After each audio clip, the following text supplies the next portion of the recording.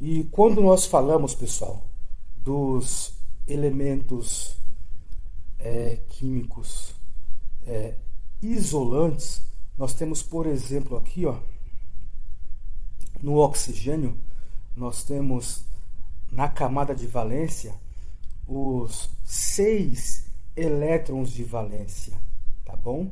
Esses elétrons de valência, pessoal, aqui na camada de valência, eles estão fortemente ligados ao seu núcleo. Eles têm uma força de atração forte pelo núcleo e eles têm muita dificuldade de perder esses elétrons, de que esses elétrons saiam vagando pelo material.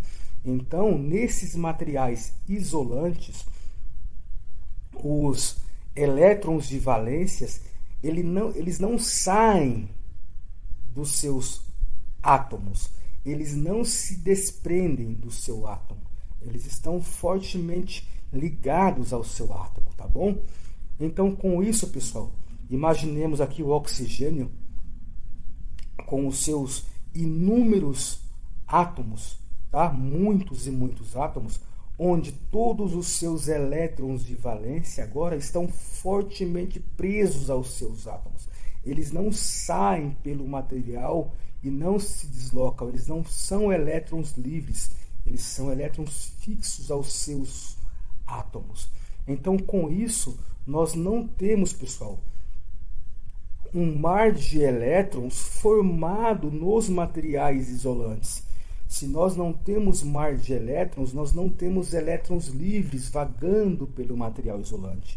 Se nós não temos elétron livre vagando pelo material isolante, nós temos então que esses materiais não possibilitam a condução de corrente elétrica, tá bom?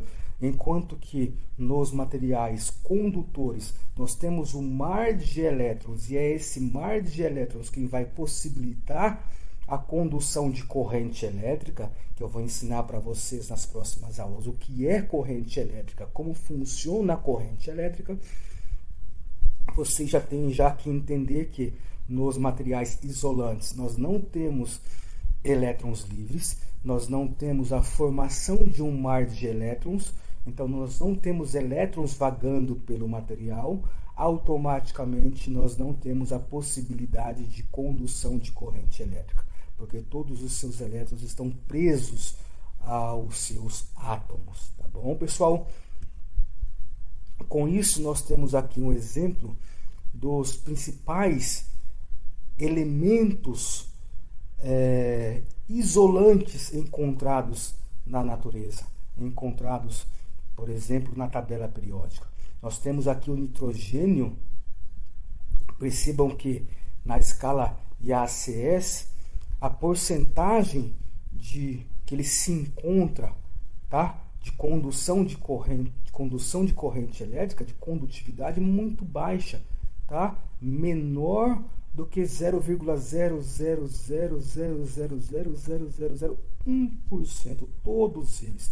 Percebam, pessoal, que todo o material ele tem uma certa condutividade elétrica, tá? Por mais que eles sejam materiais isolantes, eles possuem uma certa condutividade elétrica, porém muito baixa, tá? Que em condições normais de temperatura, pressão, essa condutividade é tão baixa, é tão difícil de fazer com que esses elétrons saiam da sua camada de valência, que em condições normais eles não saem, eles não se deslocam.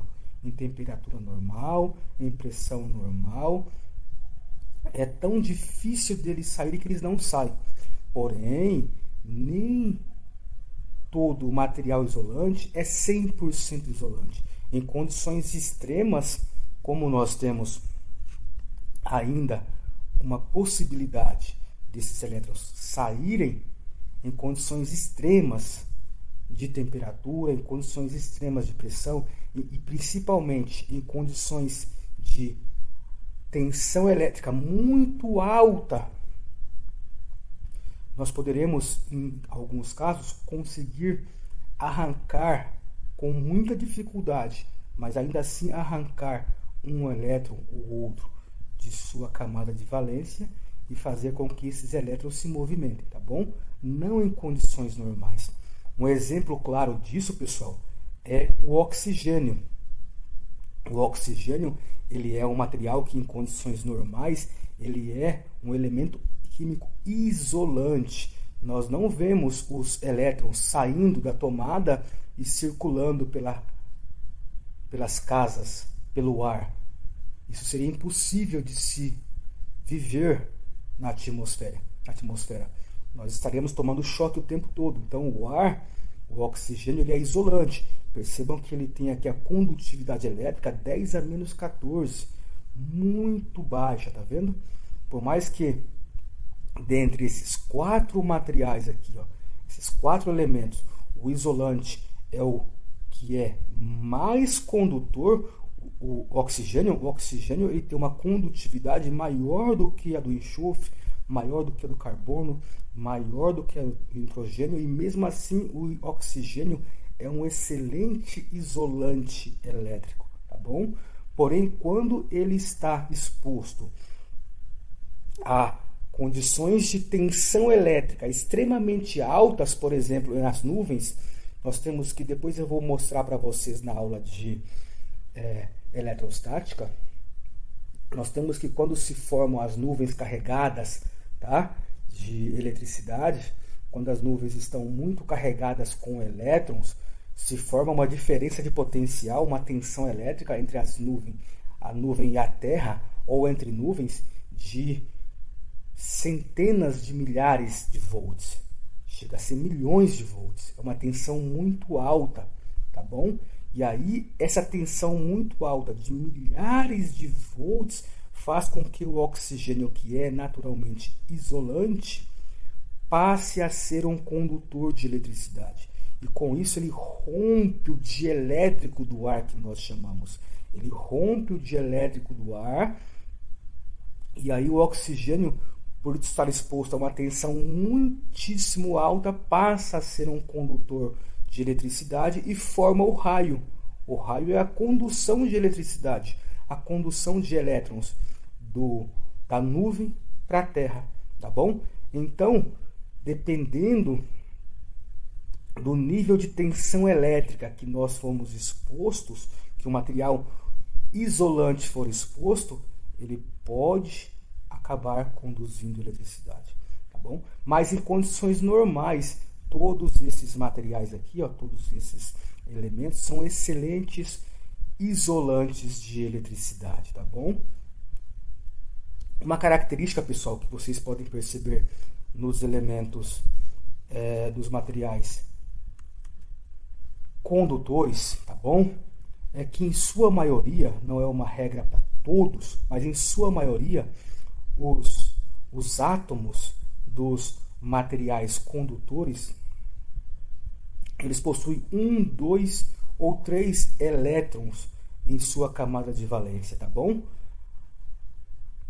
Assim como os materiais semicondutores normalmente possuem 4 elétrons na camada de valência, e os materiais isolantes, normalmente, a maior parte deles possuem 5, 6, 7 ou 8, tá?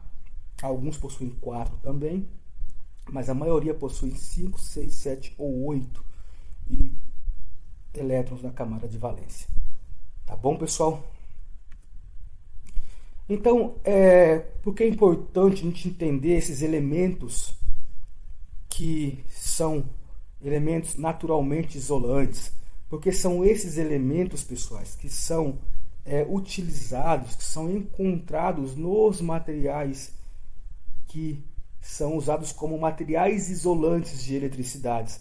Nós temos, por exemplo, o nitrogênio, muito utilizado na fabricação de resinas epóxi e poliuretanos, pessoal. Nós temos o carbono, por exemplo, muito usado, muito encontrado nos isolantes orgânicos, como plásticos, borrachas e resinas, tá bom?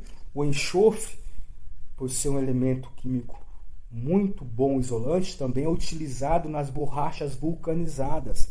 Nós temos o oxigênio muito utilizado na fabricação de vidros, cerâmicas e polímeros, todos os materiais isolantes de eletricidade. Tá bom, pessoal?